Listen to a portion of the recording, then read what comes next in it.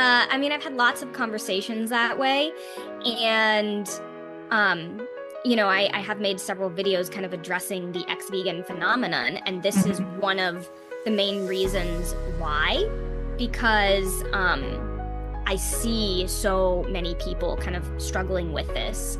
Um, and several individuals like locally here in Kansas City that I know used to be, I mean, they joined vegan activism with me personally, and now like some of them eat animals again. And one individual in particular, I have really, reached out to and made an effort. Because I think she's someone that kind of got caught up in this and believes that, she was doing a vegan diet wrong and it led to these health issues. And, so now she's eating regenerative local animal products. Um, and I took an approach where instead of kind of just ridiculing or dismissing her, I've reached out and really said, like, you know, let me help you. It doesn't have to be this way. And she's actually been very open and has told me more recently that she would love to go back to being vegan if she could figure out how to make it work. Welcome to the Better Life for Animals podcast, where we amplify the voices of animal advocates, sanctuaries, and changemakers working toward a kinder, more compassionate world. Through powerful stories and expert insights, we shine a light on the efforts to rescue, protect, and advocate for animals. Be sure to subscribe wherever you're watching or listening. Every follower helps us reach more people. And support animal sanctuaries. Enjoy the conversation.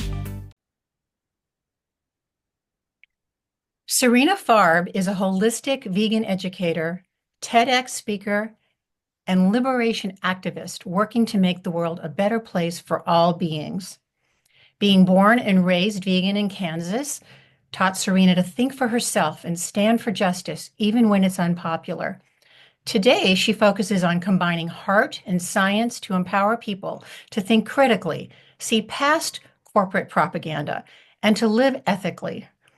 Sarina is co-founder of the International Vegan Earth Day March and has given hundreds of lectures and spoken at numerous universities while traveling the country in her vegan camper van. As a former science teacher with a biochemistry and policy studies degree, she is deeply passionate about bringing nuance, ethics, and social justice into conversation about science in society. Her videos and content have reached over 1 million people and has been featured in numerous publications and books. Sarina, welcome to the podcast. Thank you so much for joining us. Thank you so much for having me. I have to tell you, I had your smoothie this morning. I think it was the dates that really kicked it up a level. Even my husband loved it. It was delicious. And you get your spinach in there.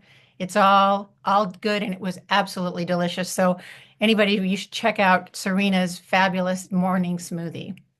Thank you. For listeners who may not know you, can you just give us a quick overview of your background as a vegan educator and activist and what inspired your vegan van tour? Yeah. As you said, I was born and raised vegan in Kansas, and my parents taught me from a young age to make the world a better place and, leave it better than I found it. And that is something that has driven me through pretty much my whole life, and anything I've done. I've wanted to make a difference. I want to be the change I want to see in the world. And I've done that through numerous different ways and approaches to activism and outreach.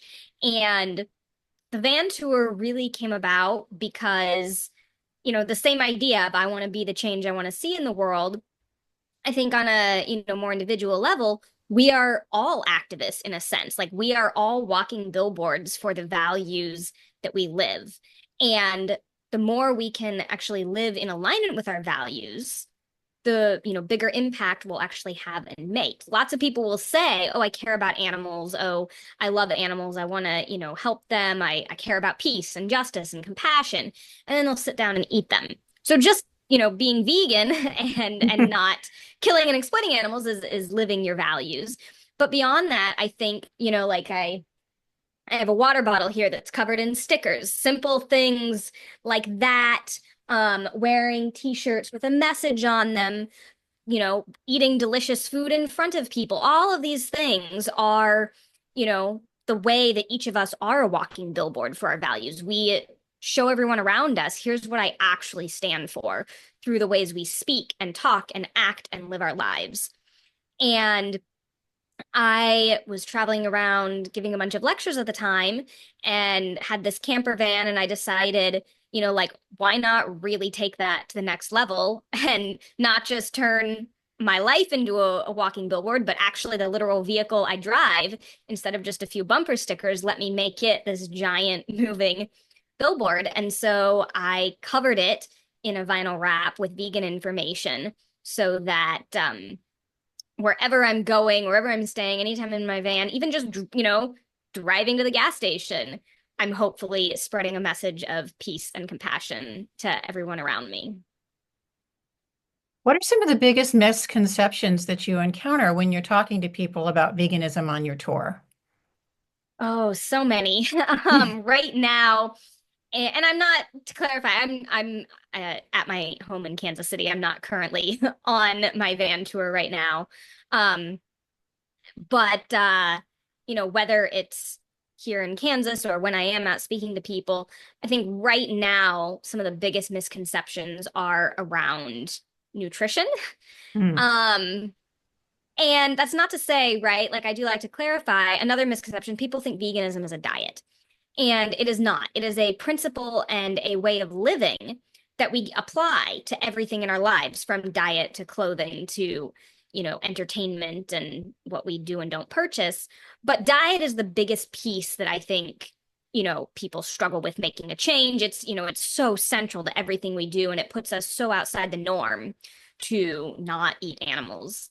And so there are so many misconceptions around nutrition, from the common, where do I get my protein, to right now, I've seen this really interesting dynamic come up in the last couple years in particular, where I think with the growth of vegan alternatives and burgers and all these, new products we have, that people that are really into, natural eating and living have tried to use that to claim that, veganism is the unnatural, highly processed, unhealthy, way of living, and that, just eating a steak or grass-fed, free-range, animals is somehow healthier, simply because they believe it's more natural.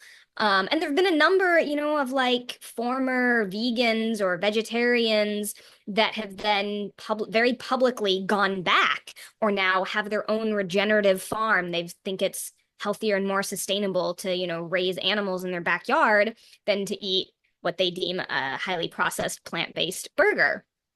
And it's like there's little nuggets of truth in this that then get twisted wildly out of context. And those are some of the biggest misconceptions I see right now. Because I think, and we need nuance here. It's like, we can admit that, yes, like a highly processed plant-based burger maybe isn't the epitome of healthful food, but what are we comparing it to? Because, people love to criticize like the Impossible Whoppers at Burger King. Is a regular burger at like it's Burger King. Nobody is like saying like that's fast food, whether it's plant-based or not. It's probably filled with excess sodium and fat, but like at least it doesn't have the animal cruelty and exploitation. It's more sustainable. And there's a lot of research that is coming out that's showing, it doesn't have the animal protein, it doesn't have the cholesterol. And so, yeah, there's just so many misconceptions around, whether or not it's really healthful to live on plants. And I end up having to speak about that so much. You're listening to Better Life for Animals podcast. Our mission is to amplify the voices of animal advocates, sanctuaries, and changemakers working toward a kinder, more compassionate world. But we can't do it alone. We need your help. First of all, go ahead and subscribe to this channel wherever you're watching or listening. And then get involved by visiting betterlifeforanimals.com. That's betterlifeforanimals.com.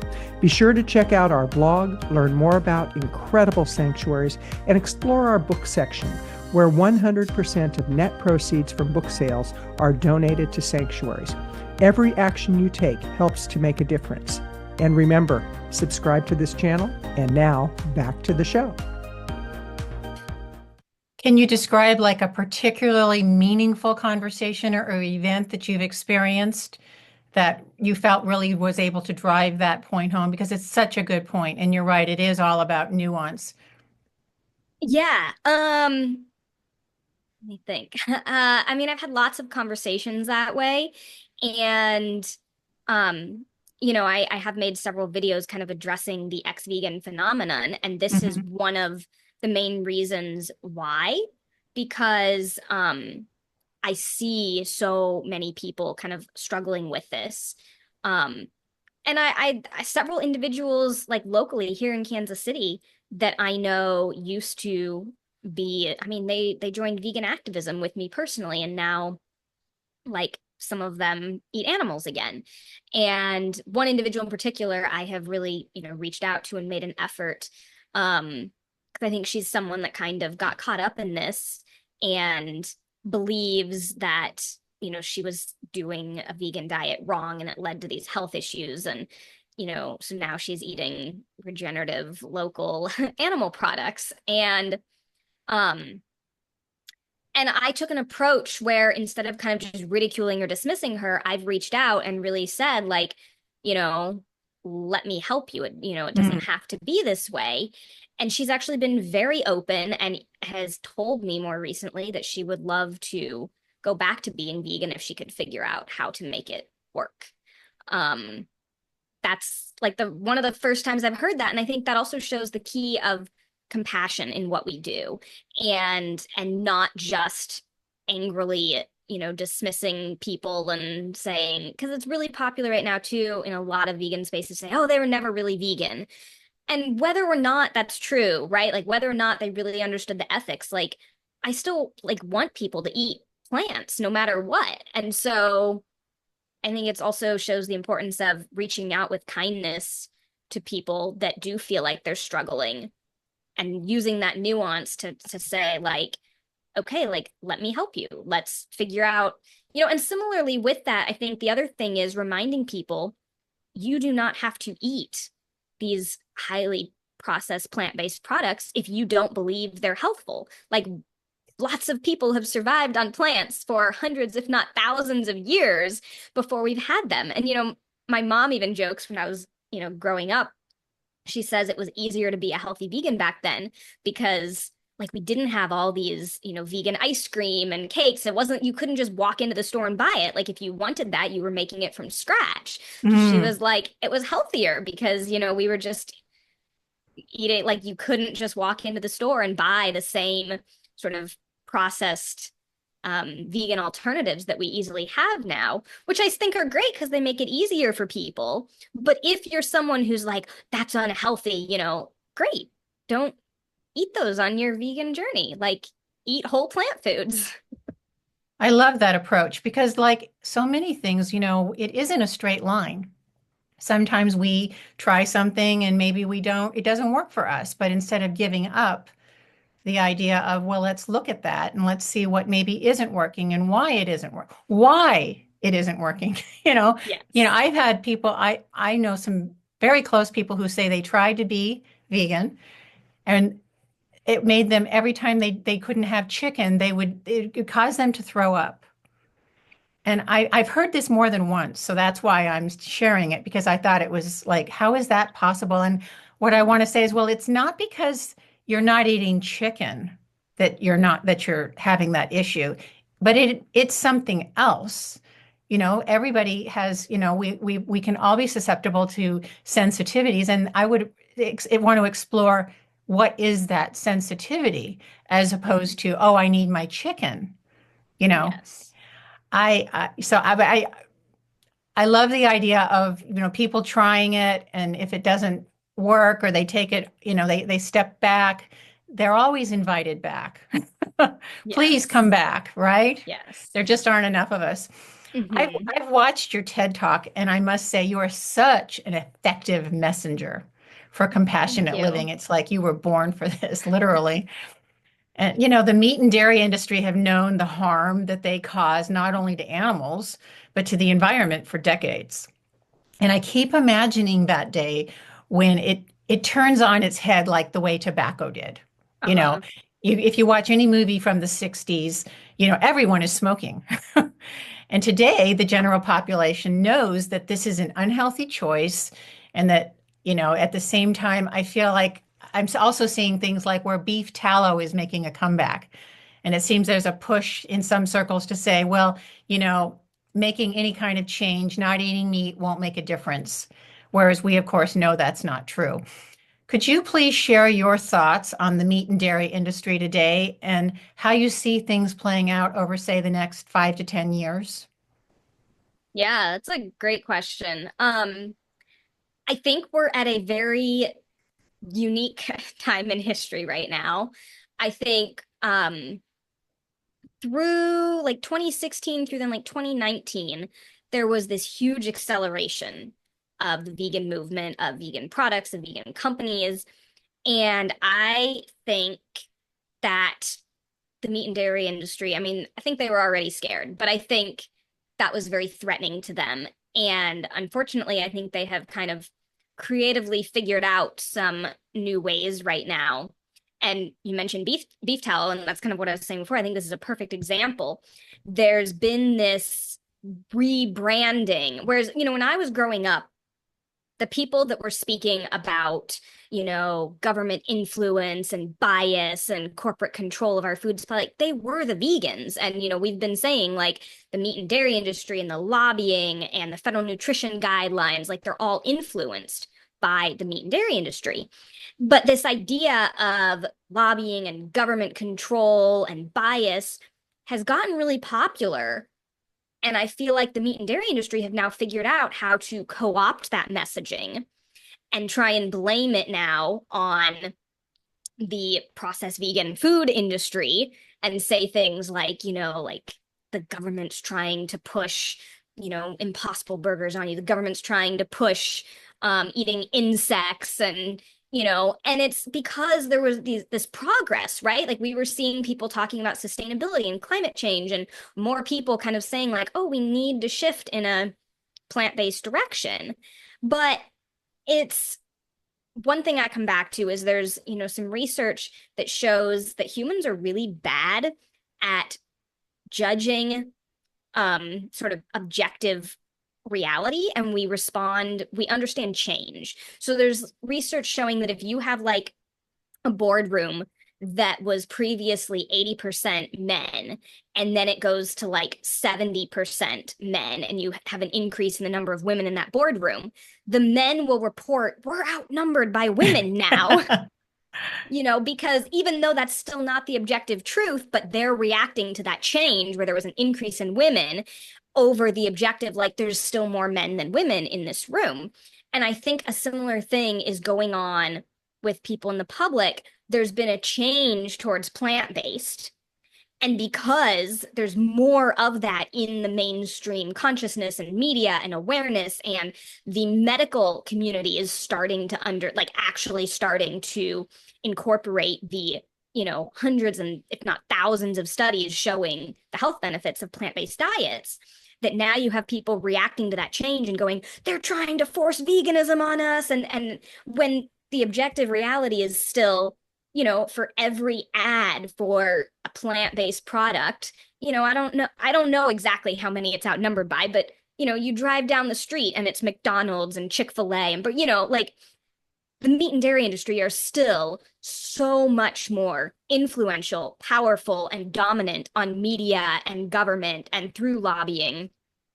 Like there really isn't a comparison, but people are reacting to this. And I think the meat and dairy industry have capitalized off of that and really now are trying to paint things like beef tallow and like this, regenerative grazing and backyard agriculture as the natural, clean, healthy, there's nothing natural about artificial insemination and the breeding and, things that we're doing in the animal agriculture industry, like that's not natural either by any metric. And it's But cruel. yes, regardless of whether or not it's natural, it is very unjust and violent. But I think they've been very successful with that right now in this kind of rebranding of veganism being now the mainstream government biased top down thing. And it's been very interesting to watch. And but I think it's very intentional, and it's not an accident, because the meat and dairy industries are, multi-million dollar powerful industries that have, and like another comparison is, where do our subsidies go? That's actually where our Right. tax dollars are being used. Right. And it's like, I don't remember the exact percentages, but I think it's like definitely less than 20% of federal subsidies and tax dollars that go to like plant foods for people. Most of it's going to animal agriculture directly, if not feed crops for animal agriculture. Right. So that's what's really being pushed on us. But all this to say, like, I think, it is a positive change, because we have seen so much growth in the awareness of veganism. But now these industries are kind of doubling down, and I think they're very creative, and they're taking new tactics and trying to co-opt the messaging that they see that is popular in the mainstream, world right now. And trying to play on that. And as for where we go in the next, 5 years, I honestly don't know.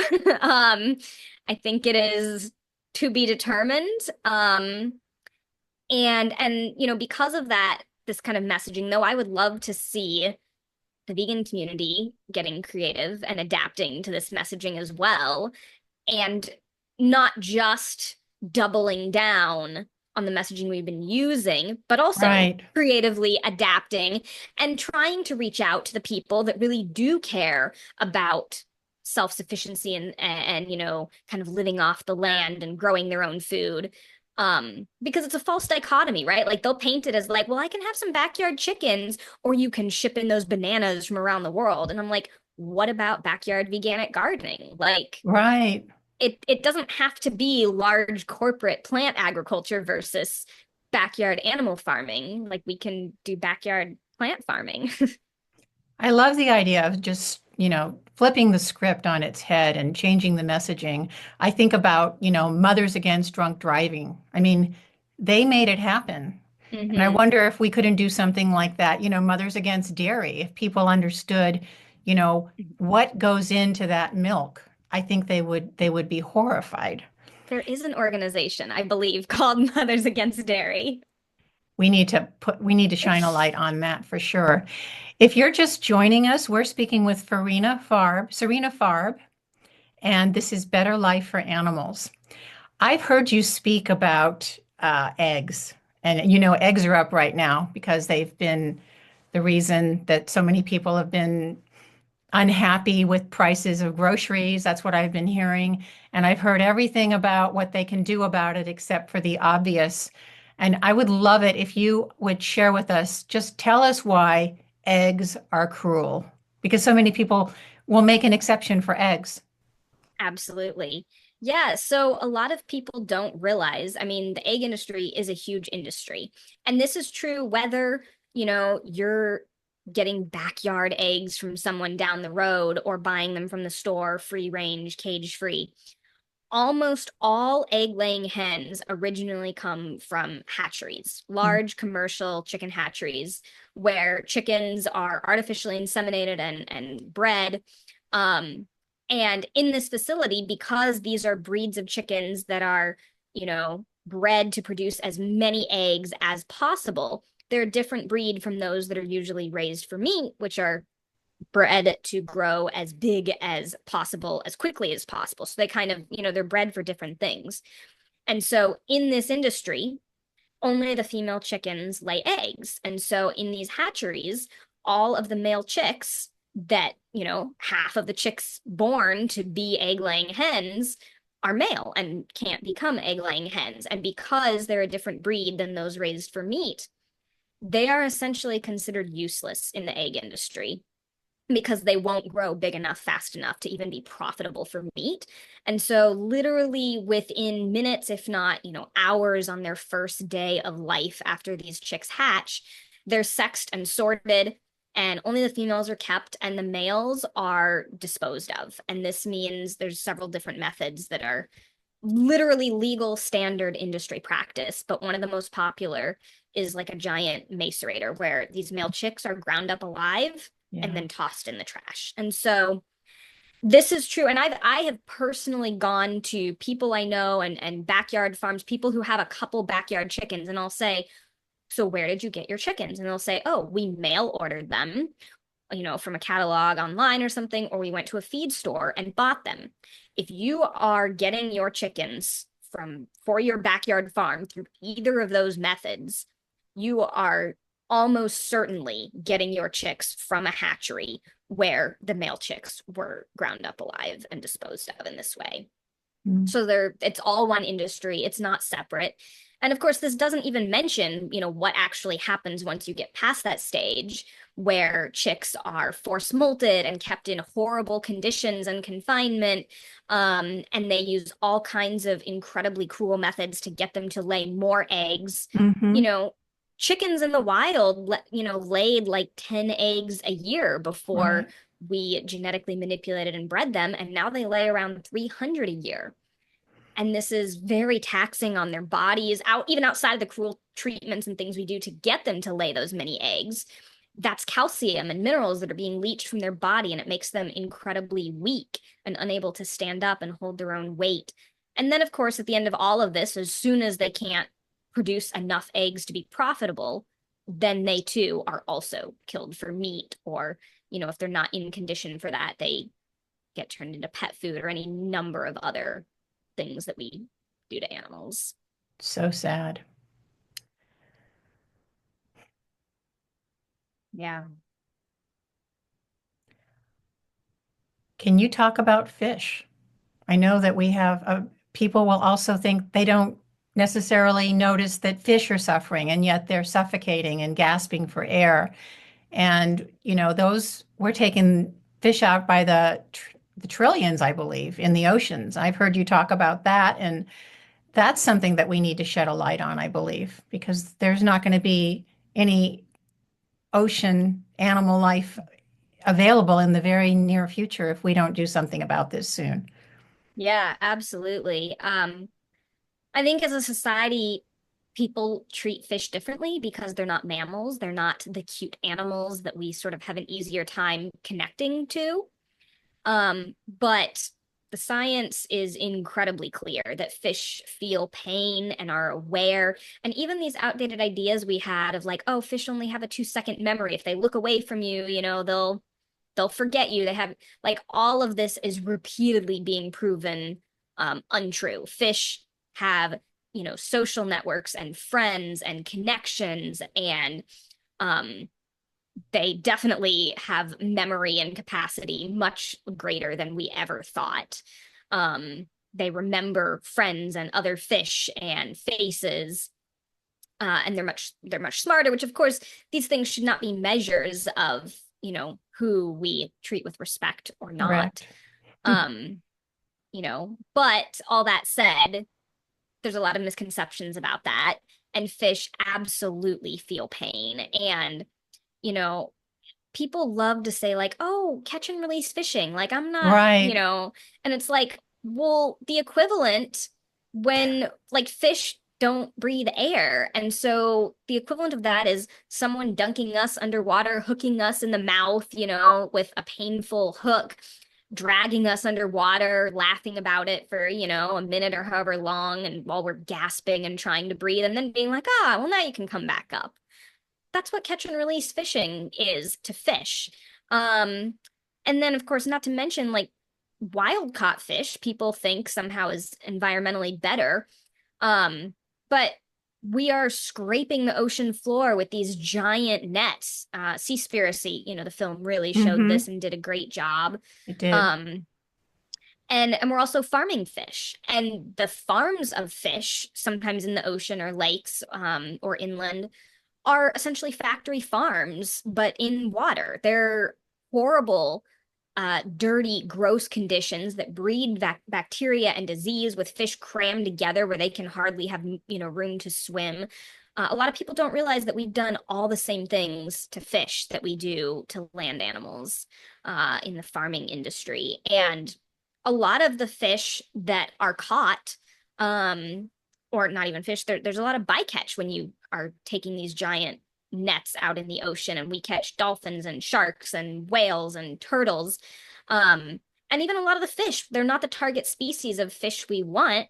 And then they get turned into fish food for farmed fish. Like farmed fish are one of the biggest consumers of wild fish. And it's a brutal, brutal industry and situation all around that, really is no different. The main difference is our perception, and that so many people view fish differently. One of the reasons I did this podcast, Sarina, is because I want to shine a light on the animal sanctuaries all around that just really run on a shoestring. They don't have time to even, or the funds to even get the word out, but they all need help because, they're saving animals, and that's for life, And Yes. So I wonder, do you spend any time at sanctuaries? Absolutely. Yeah. I mean, when I'm in my van and traveling, I have visited sanctuaries all over the country. And here in Kansas City, where I live, we have 2 sanctuaries that are within like 45 minutes of me. And I've gone out and volunteered at them sometimes when I have the time, and love visiting them, love just getting to spend time with the animals. And it was in college, actually, I organized a alternative spring break trip one year where I led a group of 10 non-vegan students to volunteer at an animal sanctuary for a whole week. Beautiful. I love that. Yeah. Yeah, it was a really great experience, and my goal with that was, those connections with animals, and this is one of the amazing things that sanctuaries do, is they tell the stories of individuals who have been rescued from these horrible systems. And then when we bring humans in and share those stories, stories are incredibly powerful. They're one of, I think, the most powerful tools we have at our disposal. And so sanctuaries that bring humans in and share the stories of these rescued animals and allow for people to meet and connect with them and see them as individuals in ways that our society and food system, try to keep people disconnected from. It's a beautiful, beautiful, powerful thing that they do. And stories help us change the narrative and show us winning. Compassion is winning. Yes. And people need to connect. So they seem to connect with that individual animal on a way that they don't do in mass. So that's why stories are so important. I love that you've volunteered at sanctuaries. And one of the things I want to do is encourage people to consider volunteering at any sanctuary near you, because there's just not enough. They need more help than they have. Yes. I have really enjoyed talking with you, Sarina. Is there anything that you would like to share before we say goodbye? Yeah, the one thing I'll share is a current project that I'm actually working on and very excited about, kind of connected to the, I talked about ex-vegan issue. I think community is one of the most powerful things we have that we need to focus more on when it comes to helping people go and stay vegan. Because if people feel isolated and lonely and disconnected from people on their vegan journey, or because they're vegan or they have no vegan support or community or connection, that does make it, infinitely more difficult. And so I've seen that over the years. And so I'm creating this new, it's a vegan campout, food, music, educational festival called the Thrive Alive Vegan Fest that will be taking place this September. I'm working with a friend of mine who hosts like sober vegan parties and retreats. And our goal is to kind of combine, it'll be an immersive, like 4-day experience that will have speakers and workshops and cooking demos, so you get all the information, but we're combining it with kind of fun music festival summer camp vibes. So there will be games and activities and singles nights and And then food will be all included and served as well. So you'll get to eat together with a community. And really our goal is, we want vegans and vegan curious and vegetarian, anybody that wants to learn more and have a great time doing it and make new friends and find a supportive community. We're really trying to create this wonderful space that welcomes everyone. I love that. How can people find you and learn more about it if they want to sign up? Yeah, so I have a website that's bornvegan.org, and the festival website is thrivealivefest.com. Beautiful. Well, this has been such a fabulous conversation, Sarina. And for those of you listening, we have been speaking with Sarina Farb, and I'm Cheryl Moss of Better Life for Animals. Thank you for joining us on the Better Life for Animals podcast. Together, we can create a world where all beings are treated with dignity, respect, and care. If you enjoyed this episode, be sure to subscribe, rate, and review wherever you're listening. It helps us reach more people and spread awareness about the incredible work happening in animal sanctuaries. You can also share this episode with friends and fellow advocates to keep the conversation going. Until next time, keep speaking up, taking action, and making a difference for the animals.